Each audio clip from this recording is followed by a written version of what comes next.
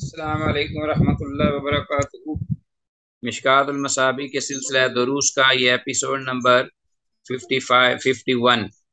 51 सबक नंबर 51 आपके सामने है। और हमारे ज़ेर मुताला आज की हदीस वो हैं 3342 से 3353 तक। इंशाअल्लाह हमारे ज़ेर मुताला ये हदीस हैं। और जैसा कि आपको इल्म है कि ये हदीस जो हैं ये किताब निकाह के सिलसिले में आ रही हैं। मुख्तलिफ अबवाब मुख्तलिफ मसाइल व अहकाम पर मबनी और उनके आगे फिर फसूल हैं। आगे आते हैं आज के सबक के हवाले से, देखते हैं बराह रास्त किताब से हमारे पास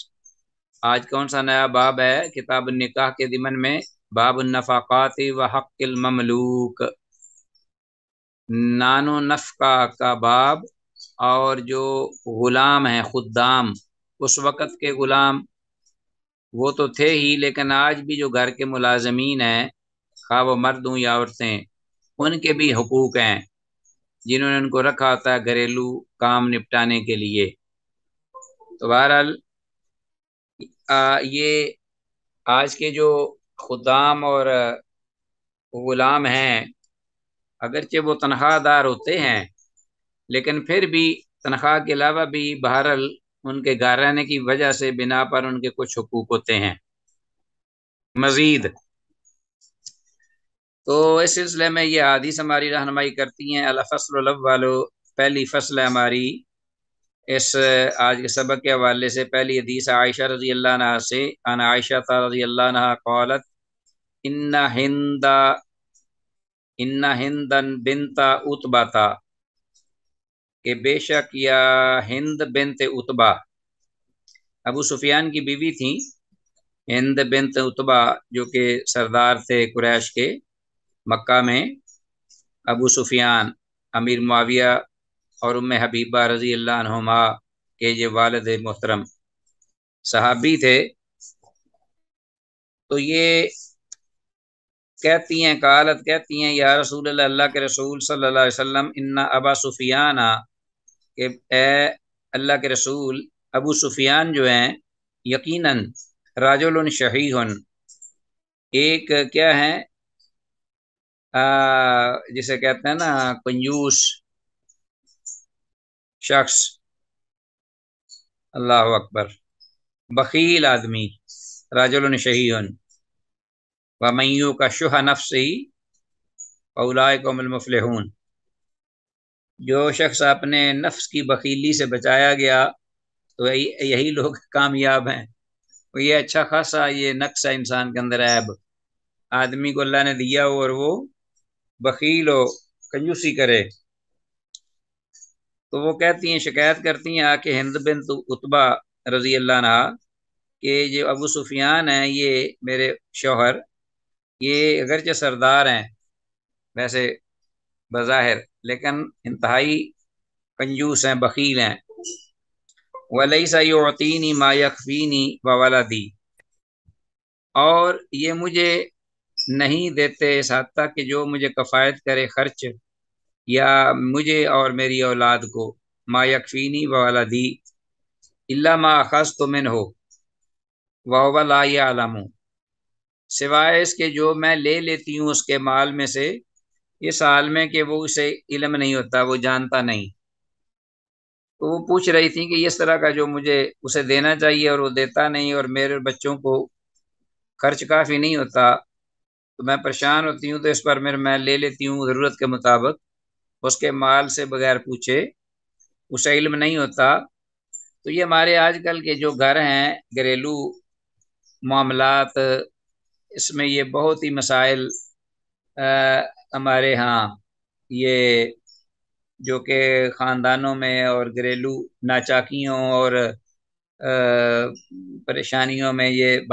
सबब बनते हैं, ख़ास तौर पर ज़ौजैन के दरमियान। तो शरीयत ने रहनुमाई की इस बारे में, तो देना चाहिए। अगर अल्लाह ने दिया है माल, उसके मुताबिक हैसियत के खामद पर हक बनता है, ये ज़रूरी है और वो ज़िम्मेदार है।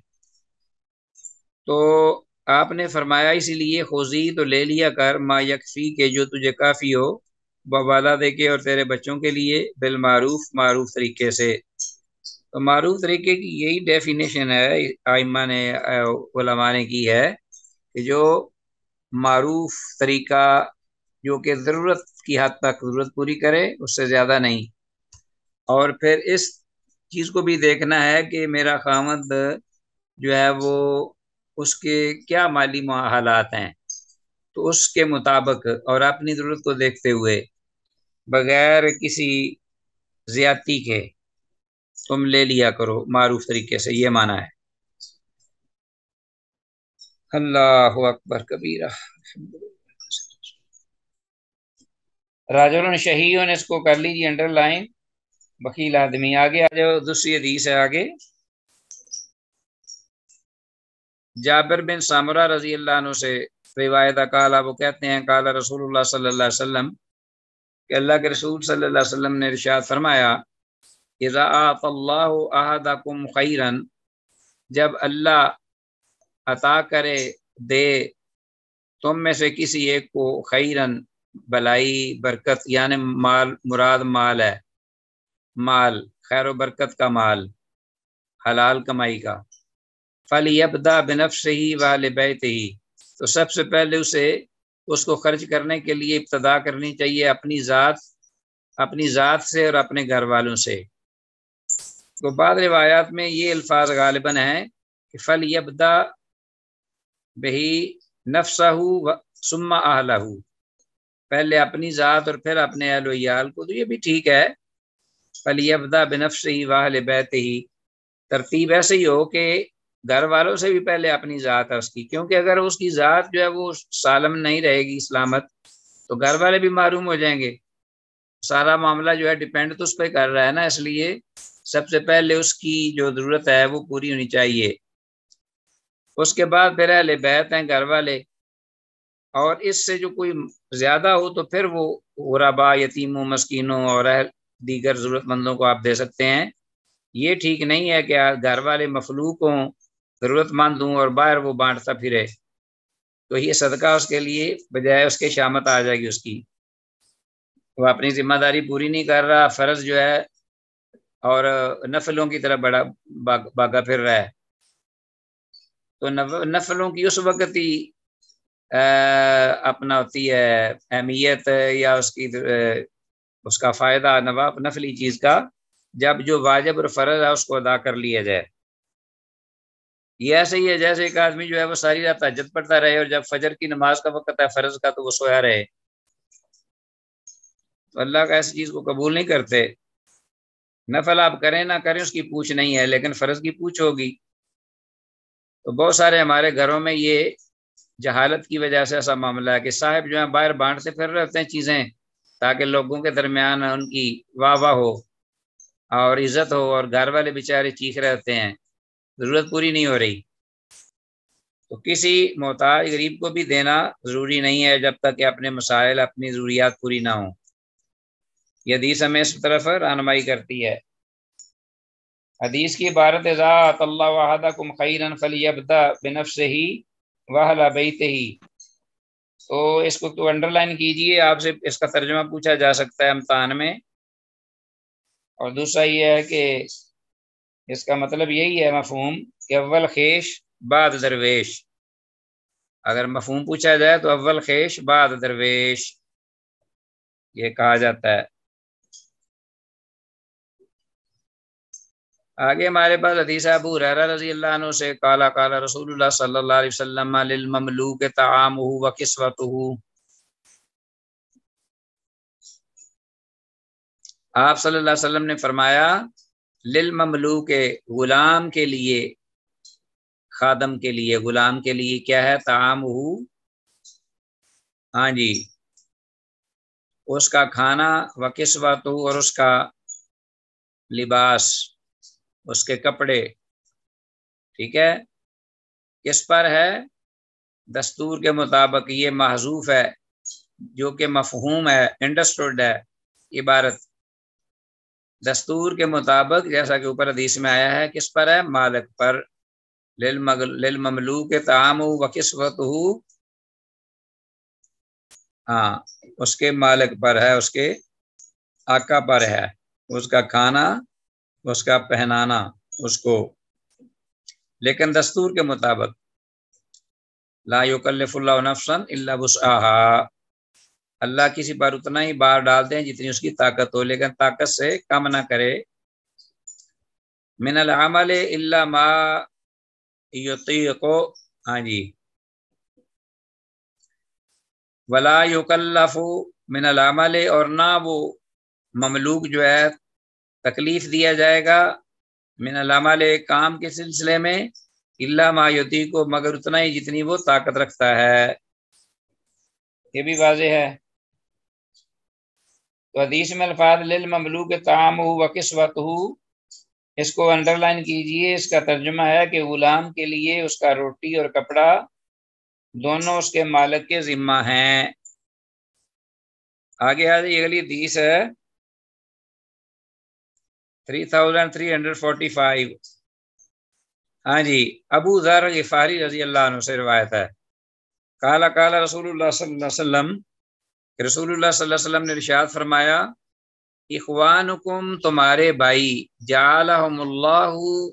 اللہ نے ان کو رکھا ہے، تحت ایدیکم، تمہارے ہاتھوں کے نیچے۔ کیا مطلب؟ کہ تمہارے بھائیوں کو ہی اللہ نے تمہارے ماتحت کر دیا ہے، یعنی وہ تمہارے خادم، اللہ کی مخلوق ہیں اور تم بھی مخلوق ہو، لیکن اللہ نے تمہیں وہ خادموں کی حیثیت میں عطا کیے ہیں آپ کی خدمت کے لیے۔ فمن جعل اللہ اخاہ تحت یدیہ، تو وہ شخص کہ اللہ نے رکھا ہے اس کے بھائی کو تحت یدیہ، اس کے ہاتھوں کے تحت، یعنی اس کے ماتحت رکھا ہے۔ کیا مطلب؟ کہ اگر اللہ نے کسی کو اس کا بھائی بطور خادم کے دیا ہے، فَلْيُطْعِمْهُ مِمَّا يَأْكُلُ، تو اسے چاہیے کہ وہ اسے کھلائے ان چیزوں سے جو وہ خود کھاتا ہے، وَلْيُلْبِسْهُ مِمَّا يَلْبَسُ، اور اسے چاہیے کہ وہ اس کو پہنائے کپڑے ان کپڑوں سے جو وہ خود پہنتا ہے، وَلَا يُكَلِّفُهُ مِنَ الْعَمَلِ، اور نہ اس کو تکلیف دے کام کے معاملے میں، ما يغلبه، جو اس کے دسترس سے یا اس کی قوت سے باہر ہو، جو اس کی طاقت سے زیادہ ہو۔ فَإِن كَلَّفَهُ مَا يَغْلِبُهُ، اور اگر اس نے اس کو کوئی کام ایسا دیا، ذمہ دار ٹھہرایا سے کام کے، ذمہ داری سونپی ایسے کام کی، ما يغلبُهُ، جو اس کی طاقت سے زیادہ ہے،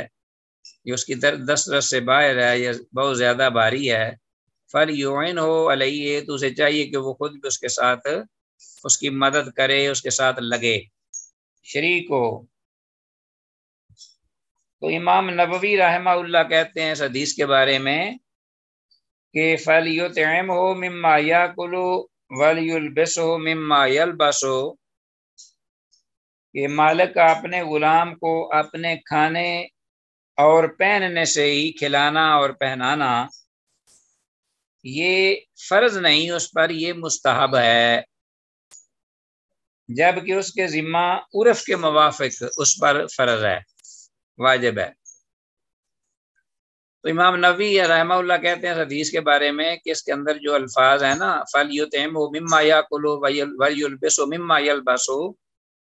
تو اس کا مفہوم یہ ہے، اصل مطلب یہ ہے کہ یہ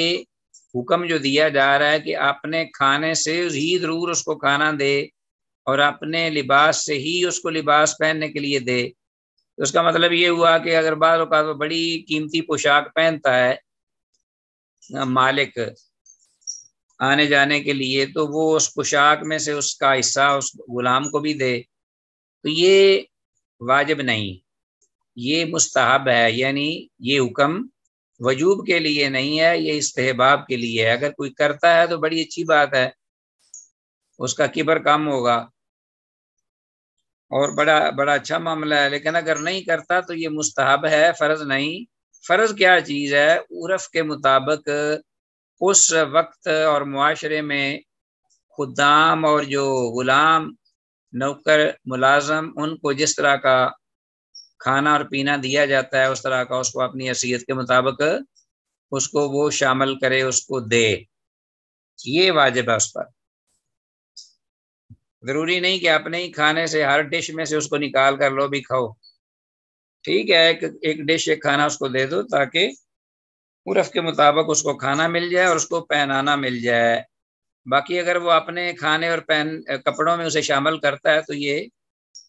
انبیاء کی رسولوں کی یہ سنت طاہرہ ہے علیہم السلام۔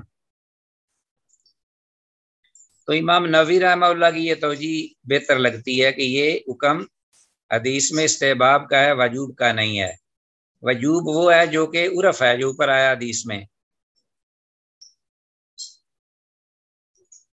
آگے ہم آتے ہیں اگلی حدیث کی جانب۔ عبداللہ بن عمر رضی اللہ عنہما سے یہ مروی ہے روایت، وان عبداللہ بن عمر بن العاص رضی اللہ عنہما جاءو قہرمان لہو، آیا ان کے پاس ان کا قہرمان، قہرمان ان کا منشی، ان کا کارندہ۔ کسی نے کوئی اپنا کاروبار شروع کیا ہو نا، یا کوئی کھیتی باڑی بہت زیادہ زمین ہو یا کوئی کارخانہ لگایا ہو، تو پھر جو مالک ہوتا ہے وہ اپنا ایک اس میں خاص نمائندہ چھوڑ دیتا ہے جو ہر وقت اس کی نگرانی کرتا اور رپورٹیں دیتا لیتا اور کام کی نوعیت کی نگرانی رکھتا ہے۔ اس کو منشی یا قہرمان بولتے ہیں عربی میں۔ تو ہم عبداللہ بن عمر بن عاص رضی اللہ عنہما کے پاس وہ ان کا منشی آیا، ان کا کارندہ آیا اور کہنے لگا فقال لہو اعطیت الرقیق قوتہم، ہاں تو آپ نے اس سے پوچھا، یعنی عبداللہ بن عمر نے اس اپنے کارندے سے یہ پوچھا، ذمہ دار سے، اعطیت الرقیق قوتہم کہ کیا تم نے غلاموں کو ان کے کھانے کا سامان دے دیا ہے؟ اعطیت الرقیق قوتہم یعنی ایک قوت سے مراد ہے ان کا ایک دن کا کھانا پینا، ان کو دے دیا ہے؟ کالا کہنے لگا لا نہیں ابھی تک نہیں دیا۔ کالا تو انہوں نے کہا فانطلق فاعطہم پہلے جاؤ اور ان کو ان کا پہلے کھانا پینا دو، آج کا بھوکے نہ رہیں پیاسے نہ رہیں۔ فإن رسول اللہ صلی اللہ علیہ وسلم قال اس لیے کہ اللہ کے رسول صلی اللہ علیہ وسلم نے یہ فرمایا ہے کفا بالرجل اثما کہ آدمی کے گناہ کے لیے یہی کافی ہے ان یحبس عمن یملک قوتہ کہ وہ روک لے اس سے وہ کھانا اس شخص سے جس کا وہ مالک ہے، یعنی جس شخص کا وہ مالک ہے، یعنی جس کا کوئی غلام ہو تو اس مالک مالک جو ہے وہ اس کے اپنے مملوک کے کھانے پینے کو اس سے روک دے، یعنی اس کو اس کا کھانا پینا نہ دے، یہ اس کے گناہ گار ہونے کے لیے کافی ہے والعیاذ باللہ۔ وفی روایت اور ایک روایت میں یہ الفاظ ہیں کفا بالمرء اثما، بالرجل کی بجائے بالمرء کے الفاظ ہیں، کفا بالمرء اثما ان یضیع من یقوتا کہ آدمی کے گناہ کے لیے یہی کافی ہے، یا آدمی کے لیے یہی گناہ کافی ہے کہ ان یضیع من یقوتا کہ جس شخص کا کوئی جس شخص کا کوئی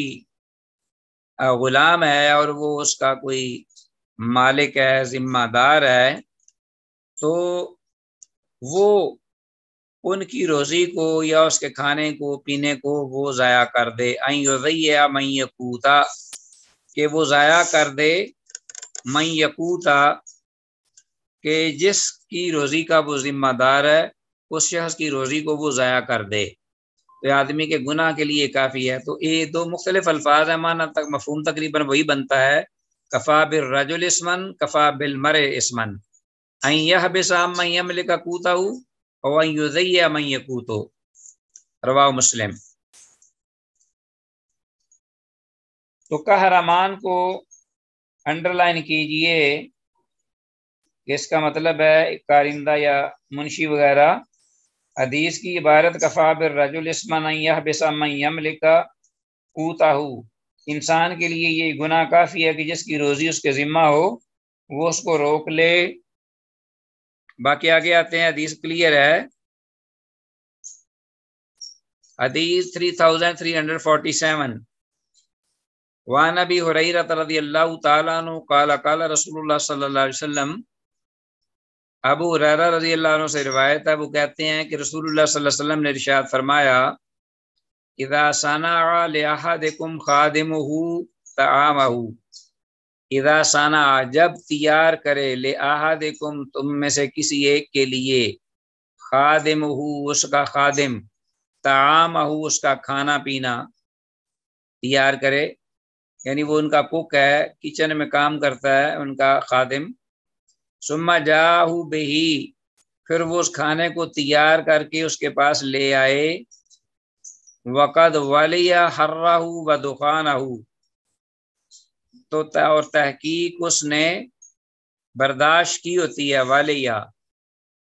والیہ کا من آتا ہے کہ اس نے سامنا کیا ہوتا ہے، حرہ اس کھانے پکانے کی گرمی، و دخان اور اس کے دھوئیں کا، گرمی اور دھوئیں کا، آگ کی گرمی تپش اور اس کے دھوئیں کا اس نے سامنا کیا ہوتا ہے، فَلْيُقْعِدُ مَعَهُ تو اسے چاہیے کہ وہ اس کو اپنے ساتھ بٹھا لے، کھانا کھاتے ہوئے اس کو بھی ساتھ بٹھا لے کھلانے کے لیے، فَلْيَأْكُلْ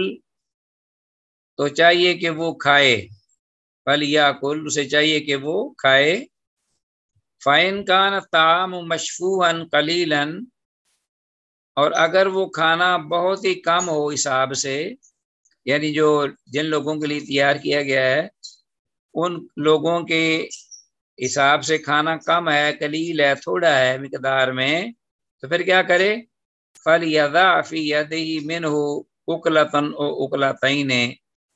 تو پھر اسے چاہیے کہ وہ اس کے ہاتھ میں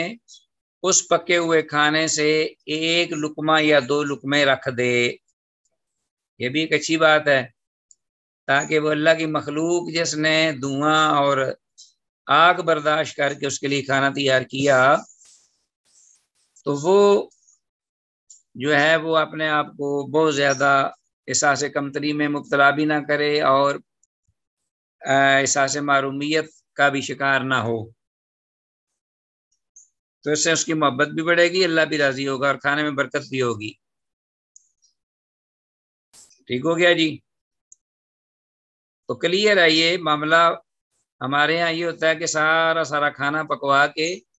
تو اس کو کہتے ہیں کہ جو آپ کو تنخواہ جو دیتے ہیں جاؤ گھر سے کھاؤ، بگا دیتے ہیں اس کو، اچھی بات نہیں ہے۔ گھر کی ملازمہ ہر گھر میں جو کہ خاص طور پہ شہروں پہ لوگ رہتے ہیں، کام کرنے والیاں، کھانے پکانے والیاں اور کھانا لانے والے پکانے والے ہوتے ہیں، خاص طور پر جو جن کا کچھ کاروبار ہو، ان کے گھر میں تو 24 گھنٹے پکتا ہے، تو ان کو محروم نہیں کرنا چاہیے، بلکہ وہ جو کھانا پکاتے ہیں اس میں سے کچھ نہ کچھ حصہ ان کو دینا چاہیے، برکت کے لیے بھی اور اللہ راضی بھی ہوتا ہے۔ اگر کم ہو تو ایک دو لقمے ضرور اس کو دے دے، زیادہ نہ بھی دے، اور اگر پورا ہو کھانا تو اس کو شریک کرے باقاعدہ۔ حدیث کے الفاظ وقت والی حرہ و دخانہ کا مطلب ہے اور اس خادم نے آگ کی حرارت اور دھواں برداشت کیا ہے۔ معلوم ہوا کہ خدمت گار کھانا پکانے اور کھلانے والے کو کچھ تھوڑا سا کھانا دینا ضروری ہے، اگر جو اس کا کھانا مقرر نہ بھی کیا گیا ہو، شروع میں یہ نہ بھی کہا گیا ہو کہ تجھے کھانا نہیں ملے گا، لیکن پھر بھی کھانا تیاری پر کھانا اس کو دینا، یہ اللہ پاک کو بہت ہی راضی کرتا ہے عمل۔ ساتھ بٹھا کر کھانا واجب تو نہیں ہے اس کو کہ ساتھ ہی بٹھا لے، اس کو الگ بھی بٹھایا جا سکتا ہے، لیکن اگر ساتھ بھی بٹھا لے تو اس کا غرور سر نیچا، اس کے غرور کا سر نیچا ہوگا، اسے کئی علاج ہوں گے انشاءاللہ۔ اچھا جی، آگے ہمارے پاس حدیث آ رہی ہے نیکسٹ، عبداللہ بن عمر رضی اللہ عنہما کی، ان رسول اللہ صلی اللہ علیہ وسلم قال کہ رسول اللہ صلی اللہ علیہ وسلم نے فرمایا، ان العبد اذا نصح لسیدہ کہ یقیناً جب غلام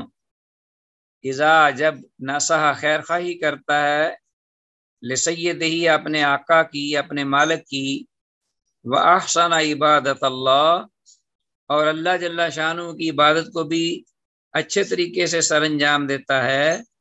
فَلَهُ أَجْرُهُ مَرَّتَيْن، تو ایسا شخص جو ہے اس کے لیے 2 بار اجر ہے۔ متفق علیہ۔ فَلَهُ أَجْرُهُ مَرَّتَيْن کو انڈر لائن کیجئے کہ اس شخص کے لیے 2 بار یعنی ڈبل اجر ہے، 2 بار ثواب ہے۔ ہاں جی، ایک ثواب مجازی مالک کی فرما برداری کا اور ایک ثواب جو ہے وہ حقیقی مالک کی اطاعت کا۔ حقیقی مالک اللہ جل شانہ اور مجازی عبوری جو مالک ہے وہ عارضی، وہ اس کا آقا ہے دنیا کا، دونوں کے حقوق ادا کر رہا ہے، تو ڈبل اجر کا مستحق ہے اللہ کے فضل سے۔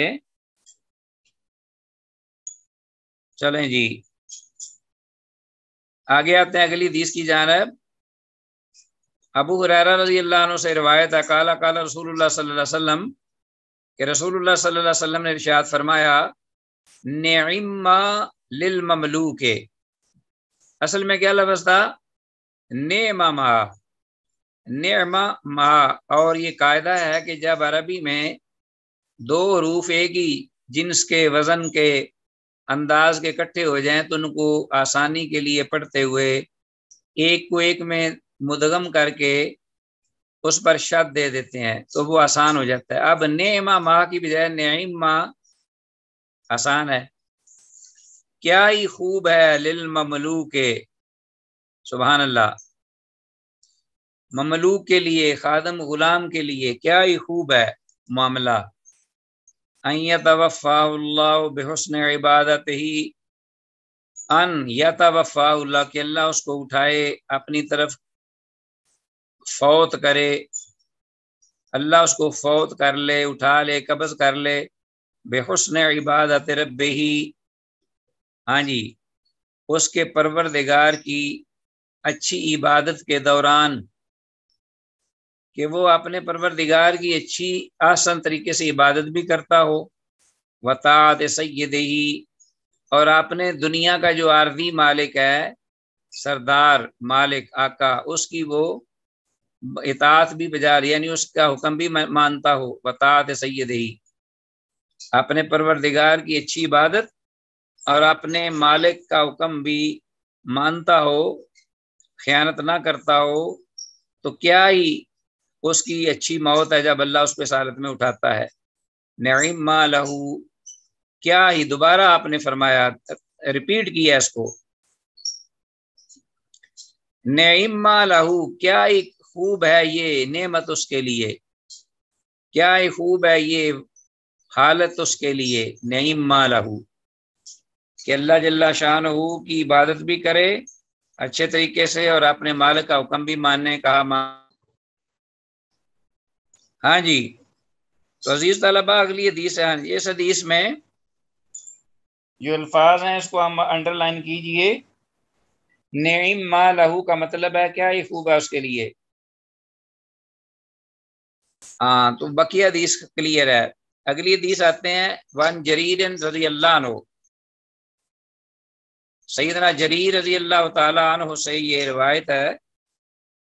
قال، وہ کہتے ہیں، قال رسول اللہ صلی اللہ علیہ وسلم، کہ رسول اللہ صلی اللہ علیہ وسلم نے ارشاد فرمایا، اذا ابق العبد، تو جب غلام بھاگ جائے، جب غلام بھاگ جائے، لم تقبل لہ صلاۃ، تو اس کے لیے اس کی نماز قبول نہیں کی جاتی۔ وفی روایت نہ ہو، اور جریر رضی اللہ عنہ سے ہی ایک اور روایت میں یہ الفاظ ہیں، قال، آپ نے فرمایا، ایما عبد ابقا، جون سا غلام بھی بھاگ گیا اپنے مالک سے پوچھے بغیر، فقط باریت منہ الذمۃ، ہاں جی، تو اس سے ذمہ ختم ہو جاتا ہے، جو غلام بھی فرار ہو جاتا ہے تو اس سے ذمہ، فقط باریت منہ الذمۃ، تو ذمہ ختم ہو جائے، اس کی ذمہ داری ختم ہو جاتی ہے مالک کی اس غلام سے، وہ اس کی نہ اس کے کسی جرم پر وہ ذمہ دار ہوتا ہے، نہ وہ اس کے اگر وہ کسی کو مار دے یا قتل کر دے تو وہ نہ اس کی دیت وغیرہ کا وہ ذمہ دار ہوتا ہے۔ یہ بھی الفاظ ہیں اس کے بارت میں وہ ذمہ۔ وفی روایت انہوں، اور ایک روایت اسی سے جریر رضی اللہ عنہ سے ہے کہ رسول اللہ صلی اللہ علیہ وسلم نے فرمایا، ایما عبد ابقا من موالیہ، جون سا غلام بھی بھاگ جائے اپنے مالکوں سے اطلاع دیے بغیر، فرار ہو جائے، فقط کفرا، تو گویا کہ اس غلام نے کفر کیا، حتی یرجع علیہم، یہاں تک کہ وہ ان کی طرف لوٹ آئے، تو اس وقت تک وہ کفر میں رہتا ہے۔ تو گویا کہ یہ جو الفاظ ہیں 3 قسم کے آئے ہیں اس حدیث میں، اس میں آپ انڈر لائن کیجئے اذا ابق العبد لم تقبل له صلاته، تو اس سے مراد جو کفر ہے فقد کفر کے الفاظ، تو حقیقی کفر مراد نہیں ہے۔ ظاہر ہے کہ بھاگ جانے والا غلام اگر مومن ہے، مسلمان ہے، تو بھاگنے سے وہ کافر تو نہیں ہو جائے گا، نافرمان ضرور ہے، گناہ گار ضرور ہے، لیکن کافر تو نہیں ہوگا۔ تو یہاں مراد کفر سے مراد اس کی ناشکری ہے، ناشکری کی وجہ سے اس نے ناشکری کا ارتکاب کیا بھاگ کر، کہ اس کے مالک نے اس کو حقوق دیے، اس کو رکھا، اس کو پالا پوسا، اس کی خبر گیری کی، ذمہ داری اٹھائی، لیکن اس نے یہ کیا کہ غدر کیا اور دھوکہ کیا اس کے ساتھ، تو یہ اس نے ناشکری کی، نعمت کی ناقدری کی۔ تو کفر سے مراد یہاں حقیقی کفر نہیں ہے، بلکہ لغوی جیسے معنی احسانات کی ناشکری۔ اچھا جی، تو باقی حدیث جو ہے یہ ہاں جی کلیئر ہے۔ آتے ہیں اگلی حدیث کی طرف، جو ہمارے پاس ابو ہریرہ رضی اللہ عنہ سے مروی ہے۔ قال، ابو کہتے ہیں سمعت ابا القاسم، کہ میں نے سنا ابو القاسم یعنی مراد ہے رسول اللہ صلی اللہ علیہ وسلم، کہ میں نے سنا اللہ کے رسول صلی اللہ علیہ وسلم سے، یقول، آپ فرما رہے تھے، من قذف مملوکہ، جس شخص نے تہمت لگائی اپنے غلام پر، اپنے مملوک پر جس نے بہتان باندھا، مملوکہ فہو بری وہو بری مما قال، اس حال میں کہ وہ جو اس نے کہا ہے اس سے وہ بری ہے، پاک ہے، اس سے وہ پاک ہے، بری ہے، تو جلد یوم القیامہ، تو وہ مالک جو ہے وہ قیامت کے دن اس کے بدلے میں کیا، اسے کیا کیا جائے گا، اسے کوڑے مارے جائیں گے قیامت کے دن، جلدہ یوم القیامہ، الا یکون کما قال، مگر یہ کہ جو اس نے کہا ہے وہ ویسا ہی ہو۔ ہاں اگر ویسا ہی ہے جیسا کہ اس نے کہا ہے، پھر تو تہمت نہیں نہ ہوگی، پھر تو وہ حقیقی بات ہے، اس پر اس کو کوئی باز پرس نہیں، نہ دنیا میں نہ آخرت میں۔ لیکن اگر اس نے بغیر تحقیق کے اس پر حد قذف یعنی اس پر آ جائے گی، مالک پر جو اس نے بہتان باندھا، اس پر تہمت لگا دی برائی کی کہ وہ ایسا نہیں، غلام اس سے بری ہے، خواہ وہ مرد ہو یا عورت، تو اس مالک کو دنیا میں تو حد نہیں لگائی جائے گی اس کے بدلے، لیکن اس کے بدلے میں قیامت کے روز اس کو کوڑے مارے جائیں گے، والعیاذ باللہ۔ متفق علیہ حدیث ہے، بالکل صحیح ہے۔ تو اس حدیث کا مطلب واضح ہے بالکل۔ حدیث میں عبارت من قذف مملوکہ کا ترجمہ جو کوئی اپنے غلام پر زنا کی تہمت لگائے، تو یہ عام حکم تو یہ ہے کہ حد قذف 80 کوڑے ہیں۔ اگر کوئی شخص کسی پر، مرد ہو یا عورت ہے، کسی پر الزام لگا دیتا ہے برائی کا، تو وہ گواہ نہیں لاتا، 4 گواہ پیش نہیں کرتا، تو اس الزام لگانے والے کو حد قذف میں 80 کوڑے مارے جائیں گے، ٹھیک ہے، یہ تو عام ہے حکم۔ لیکن اگر اس وقت کا جو آقا تھا، زر خرید غلام ہوتے تھے، اگر کوئی اپنے لونڈی پر یا اپنے غلام پر کوئی تہمت لگا دیتا، تو شرعاً اس کا حکم یہ تھا کہ اس کو، مالک کو، اس کے بدلے میں حد قذف نہیں لگائی جائے گی دنیا میں، لیکن اس کے بدلے آخرت میں اس کو پکڑا جائے گا اور اس پر اس کو کوڑے مارے جائیں گے۔ تو بہرحال بات کلیئر ہے کہ حدیث کے مطابق آقا کو اس دنیا میں نہیں بلکہ آخرت میں کوڑے مارے جائیں گے، کیونکہ دنیا کی سزا تو بہت ہلکی ہے، اور حد جاری ہونے پر گناہ کا بوجھ اتر جاتا ہے اور آدمی اس گناہ سے صاف ہو جاتا ہے، جبکہ اگر حد جاری نہ کی جائے اور اس کا بوجھ آخرت میں اٹھانا پڑ جائے